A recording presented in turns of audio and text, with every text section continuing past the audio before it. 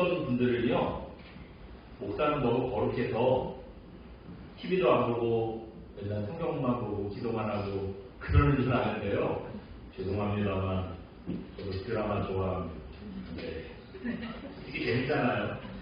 어느 날 저희 집사람이 그래요. 저희 집사람이 저한테 그래요. 저도 이제 늙었대요. 50이 넘어가니까 늙었대요. 젊어서는 아무 소리 없고 TV만 보더니 지금은 자꾸 드라마를 중계를 하고요. 관람성을 자꾸 한다는 거예요. 시끄러워서 같이 텔레비 못 보겠다고 뭐라고 하더라고요. 그런 거 보면 제가 확실히 드라마를 좋아하나 봐요. 네. 그렇다고 제가 모든 드라마를 다 보는 건 아닙니다. 여러분 오해하지 마세요. 재밌다고 소문난 드라마를 좀 보는 편인데 특히 잘 안 보는 드라마라도요. 마지막 회는 좀 봐요. 왜냐? 대부분 드라마들이 처음엔 어떻지요? 착한 사람이 오해도 받고 뭐 일도 꼬이고 누명도 쓰고 억울한 일을 당해요. 근데 나쁜 놈들은 어떻습니까? 나쁜 짓 하는데 잘 돼요. 막 인정도 받고 사람들이 저 사람 나쁜 사람인 것도 모르고 아무튼 잘 돼요. 네. 그러다가도 이제 마지막에 가면 어떻죠? 나쁜 놈들이 드디어 자기의 잘못이 밝혀지고 벌받아요. 착한 사람들은 이제 그동안에 오해도 풀리고 억울했던 거 다 보상받고 잘 돼요. 그런 걸 보면은 역시 하나님의 공의가 살아있구나 싶기도 하고요. 네, 이렇게 좀 잘 되는 장면을 보면서 시원한 카타르시스도 느끼고요. 그렇게 해피엔딩으로 대부분 끝나잖아요. 그게 좋아서 제가 웬만한 드라마의 마지막 회는 좀 챙겨보는 편입니다. 근데요, 이렇게 악한 사람은 벌받고 착한 사람은 보상받는 거, 이거 여러분 우리가 이런 좋아하는 마음이 저뿐이겠어요. 사람은 본능적으로 그런 것 같아요. 좀 악한 사람 보면 저놈이 손가락 짜면서 잘못되기를 바라고 본능적으로 건선징악을 좋아하고 그게 이제 공평한 일이라고 생각을 하는 것 같습니다. 그래서 나쁜 놈인데 죽지도 않고 일도 잘 되고 승승장구하는 거 보면은 이해가 안 가요. 네. 그리고 뭐 내가 피해를 입은 것도 아닌데 괜히 억울하고 막 그런 마음 들잖아요. 이 주말 드라마, 아침 드라마 그래서들 많이들 본다 그래요. 내가 억울하게 당한 것도 아닌데 괜히 내가 억울하고 막 네? 그래서 그 사람은 나중에 이제 해를 나가게 좋아하고 그래서 본다는 거예요. 이런 우리의 마음을 잘 아시는 하나님이라 그러는데요. 하나님께서 기록하신 이 열왕기서를 봐도요. 이스라엘 왕들을 평가하는데 여호와 보시기에 악을 행하여 그렇게 평가를 하든지 아니면 여호와 보시기에 정직하고 선을 행하여 이렇게 평가를 하시든지 왕들을 선하나 악하나로 구분해서 우리에게 가르쳐주는 걸 볼 수 있습니다. 그 중에서도 오늘 본문에 나오는 아합 왕은요.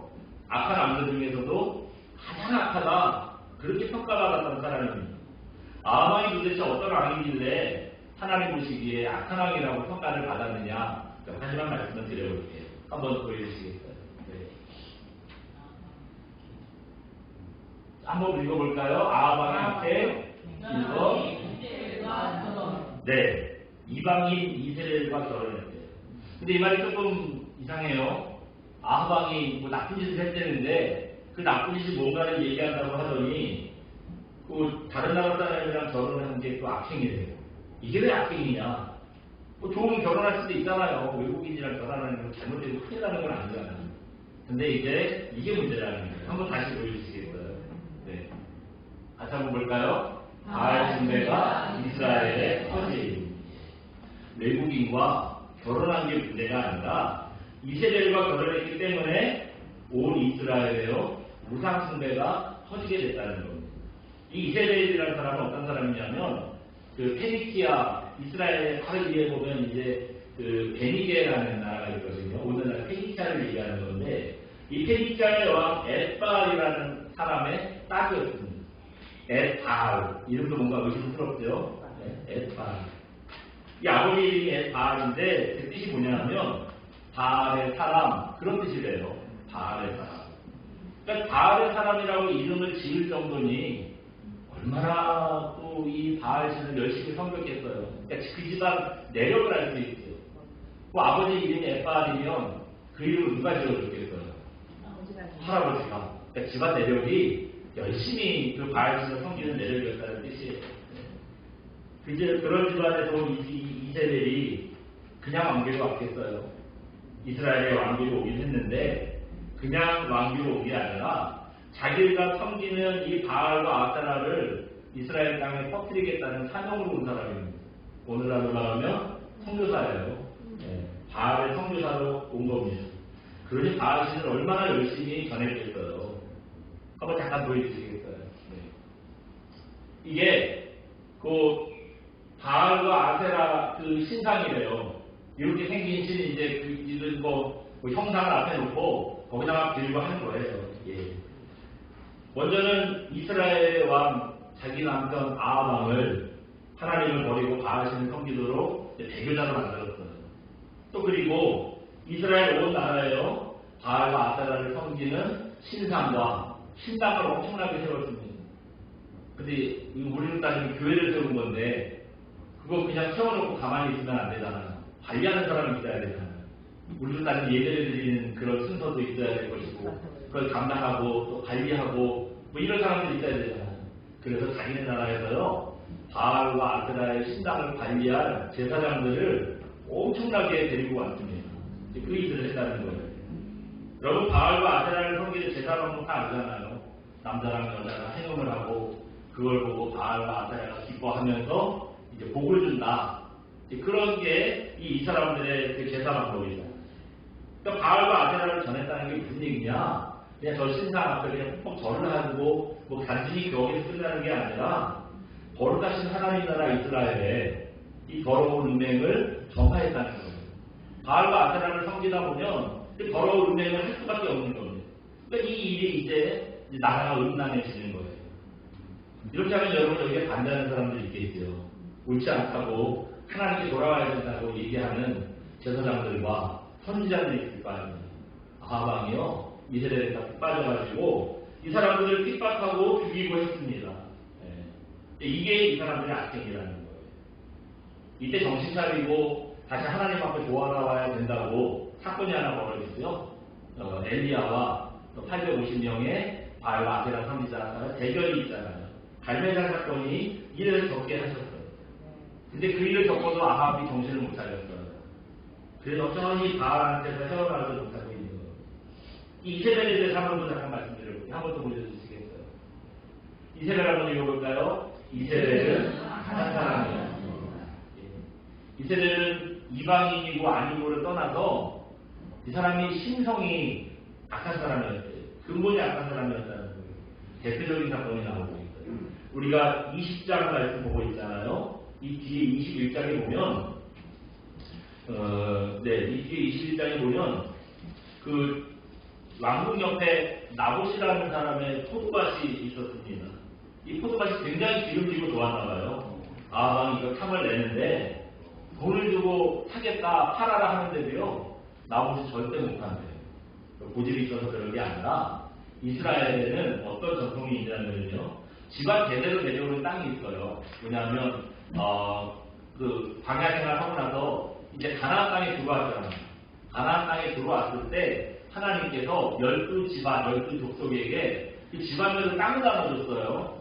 그러면서 그 땅은 다른 집안에 팔려서는 안 된다. 그런 그 규칙을 주셨습니다. 그래서 나머지 못 팔겠다는 거예요. 이건 내가 하나님의 명령을 어기는 거기 때문에 돈을 억만금을 줘도 이거 팔 수 없습니다. 얘기를 했어요. 아합 왕이. 그래서 아무리 왕이라도 못 팔겠다고 했으니 어떻게 해요?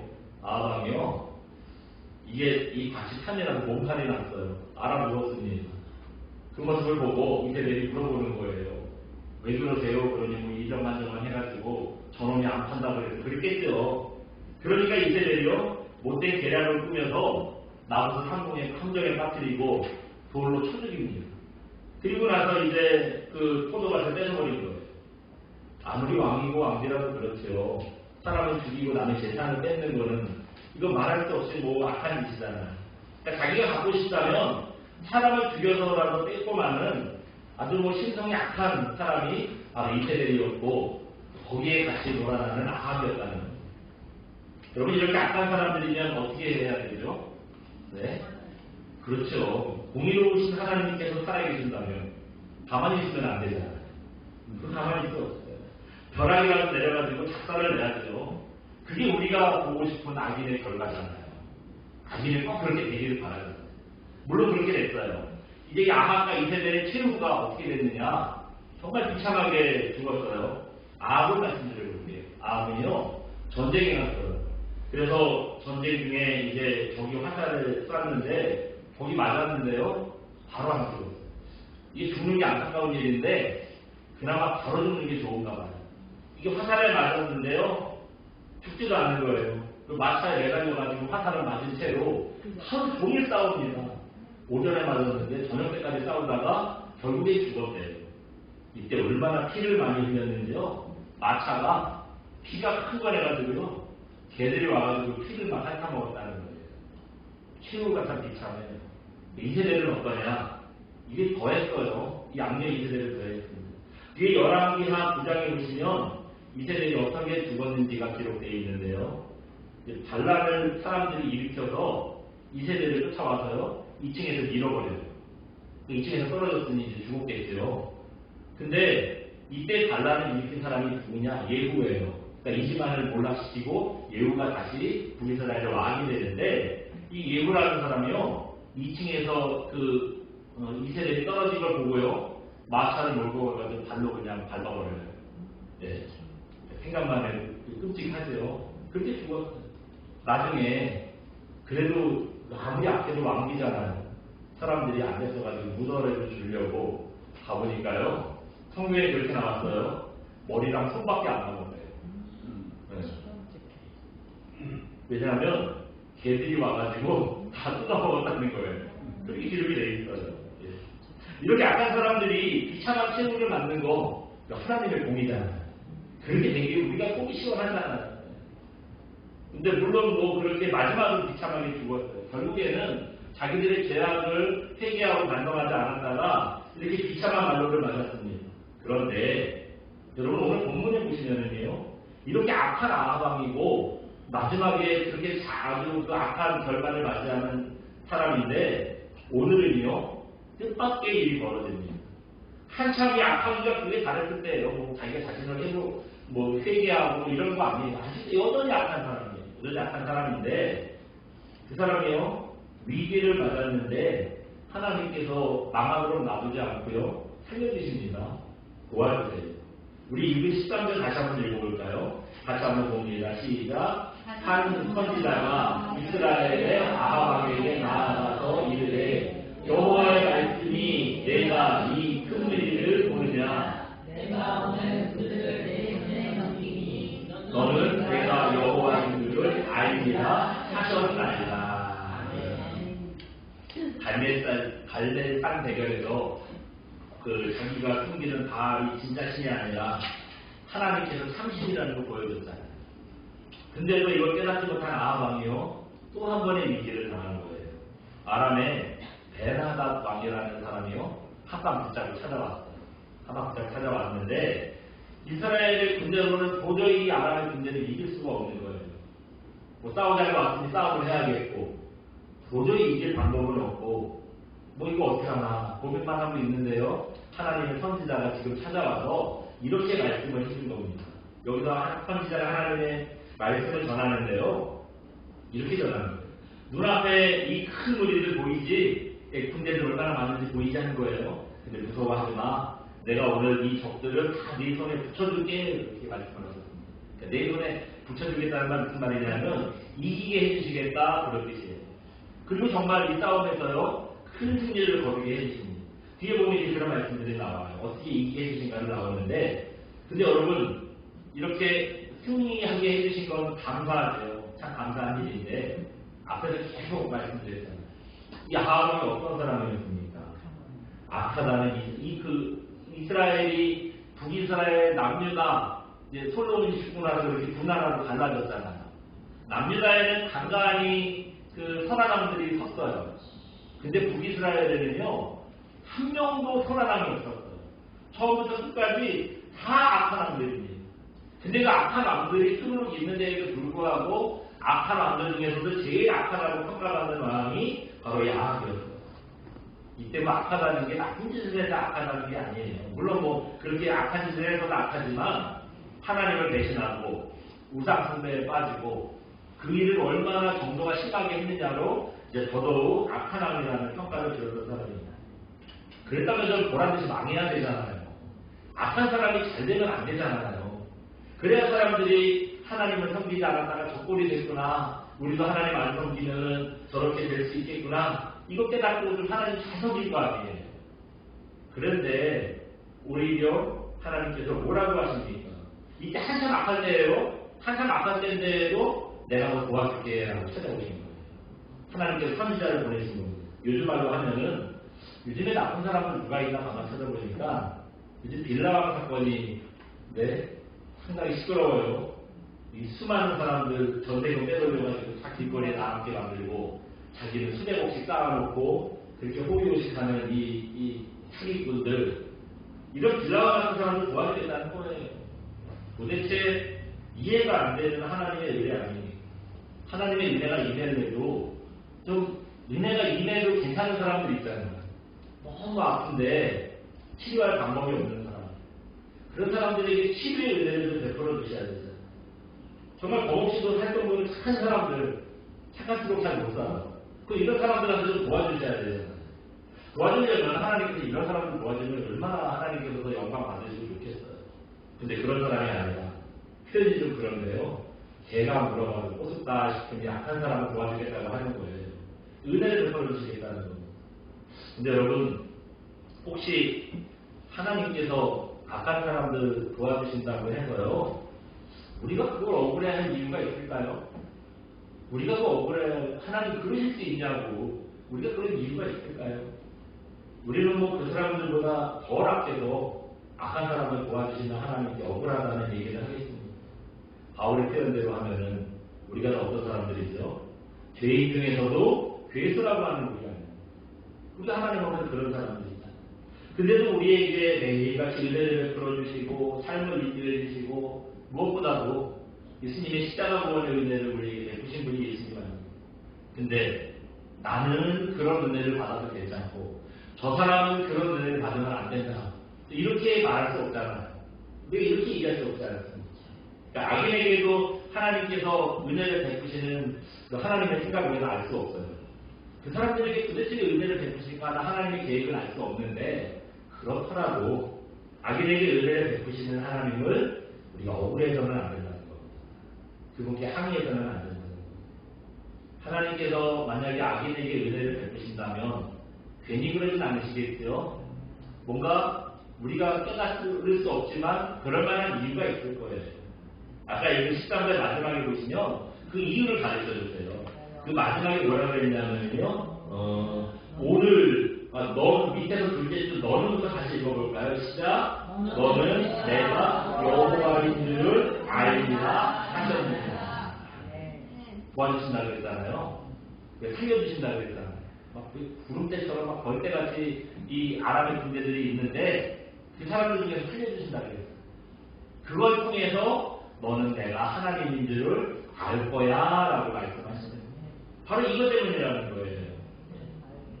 아무리 악한 사람이라도 하나님께서 도와주신 건요, 그 악한 사람이 하나님을 알고 그 하나님을 알고 나면 내가 우상숭배에 빠졌던 게 얼마나 죄악된 일이었나 이거 회개할 거 아니에요. 그리고 하나님께 돌아오기를 바라는 하나님의 사랑이 있었다는 겁니다. 아합한테도 사랑을 있었어요.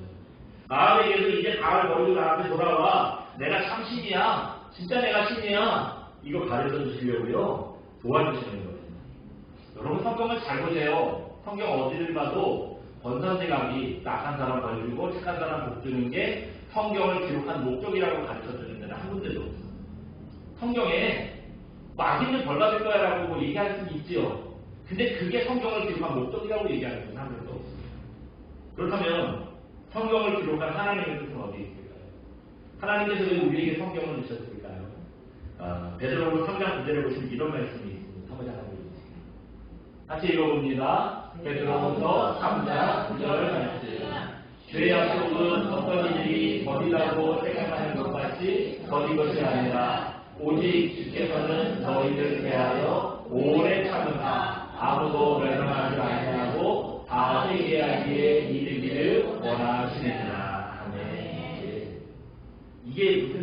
뭐냐면 베드로서는 한참 네로 황제의 핍박이 강할 때요. 교회가 다 와해되게 생긴 거예요. 근데 베드로 사도가 성도들에게 전하는 말씀입니다. 사람들은요, 우리가 이렇게 핍박을 받는 걸 보니 주님의 날이, 주님 다시 오실 날이 얼마 안 남았나 보다. 빨리 주님의 날이 와가지고 이 사람들 다 망하고 우리 살려주세요. 그것만 바라고 있는데, 근데 그런 기대도 한두 번이죠. 날이 가면 갈수록 핍박은 심해지고, 근데 이 도저히 자기네들이 회복될 그런 상황은, 이렇게 상황은 안 되고, 그래서 다 낙심하고 있을 때, 그때 하는 말이에요. 주의 약속이 어떤 이들은 거디라고 생각하는 것이 거딘 것이 아니라, 왜 이렇게 하나님이 오신다고 하시고 안 오시냐? 주님이 이렇게 안 오시냐? 사람들이 이렇게 하소연하고 있는데, 더딘 게 아니라는 거예요. 기다리신다는 거예요. 뭘 기다리냐? 오래 참으사 아무도 멸망하지 아니하고 다 회개하기 이르기를 기다리신다는 거예요. 그것 때문에 빨리 망하지 않는다는 거예요. 그래서 하나님께서는 왜 아기들에게 빨리 망하게 안 시키기 위해서 기다리시는 거예요. 회개하고 돌아오기를 기회를 주시는 겁니다. 그러니까 우리의 짧은 소견으로는 어떻게 하나님의 깊은 뜻을 다 알겠어요. 여러분, 태풍이 왜 몰아친다 그러죠?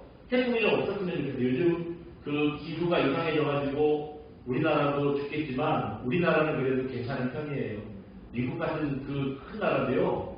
태풍이 막 일어나가지고 난리가 난대요. 한 나라가 숙대밭이, 한 동네가 숙대밭이 되고 난리가 나요. 태풍 때문에 전 세계적으로 수재민들이 얼마나 많이 나옵니다. 얼마나 많은 재산을 잃어요. 심지어 사람이 죽는 일들도 크게 나오잖아요. 근데 하나님은 왜 폭풍을 우리에게 주실까요? 태풍 아니고 그냥 편안하게 이슬 같은 거 내리면 다 좋을 텐데 왜 그런 일이 없이 그렇게 험악한 폭풍이 불리하실까요? 폭풍이 불어도 바닷물이 한번 확 뒤집어져야 됩니다.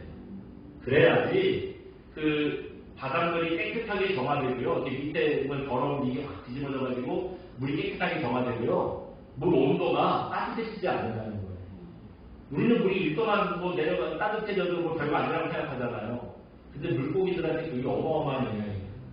지금 동해에 명태가 안 잡힌대잖아요. 러시아 가야 잡힌대잖아요. 물 온도가 1도도 안 따뜻해졌는데 다 도망간 거예요. 못 살겠다는 거죠. 이렇게 난리가 난다는 거예요. 그러니까 이거는 그 사람이 몇 명 죽고 가구가 몇 가구 물에 잠기고 손해가 나고 이런 정도가 아니에요. 지금 지구가 망하게 생겼다면서요. 전 지구가 이제 재앙이라면서요. 이게 이렇게 된다는 거예요. 그런 일을 방지하려고 하나님께서 태풍을 불게 하신다는 거예요. 근데 우리의 짧은 소견으로는 이런 하나님의 깊으신 뜻과 계획을 알 수가 있나요? 이해가 안 가는 거죠. 그러니까 우리의 짧은, 악인을 도우시는 하나님의 생각도 마찬가지입니다.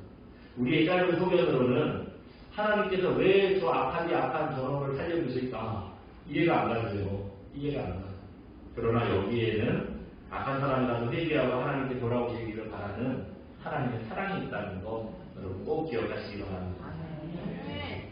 그 한 영혼이라도 하나님 앞에 나와서 회개하고 구원받는 거 그건요 어떤 일과도 비교할 수 없고 어떤 손해를 감수하고서는 꼭 우리가 이뤄야 될 일입니다.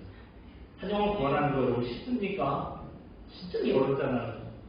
돈도 좀 써야 돼요. 만나서 좀 사주고 먹이고 얘기도 하고 내 시간도 좀 써주고 이거 우리가 또 어떨 때 보면 좀 답답해.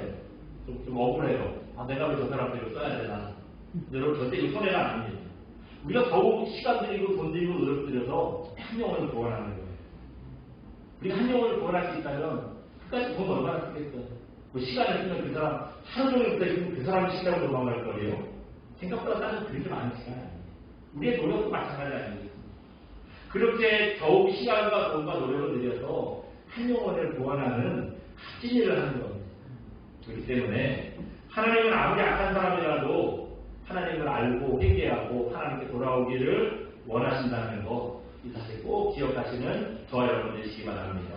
그리고 우리도요 아무리 악한 영혼이라도 회개하고 하나님께 돌아올 수 있도록 삶을 인도할 줄 아는 그런 거룩한 종도 되시기를 주님의 이름으로 축원드립니다. 이 시간에 함께 찬양하고 기도합니다. 민족의 가슴마다 함께 찬양하고 기도하겠습니다.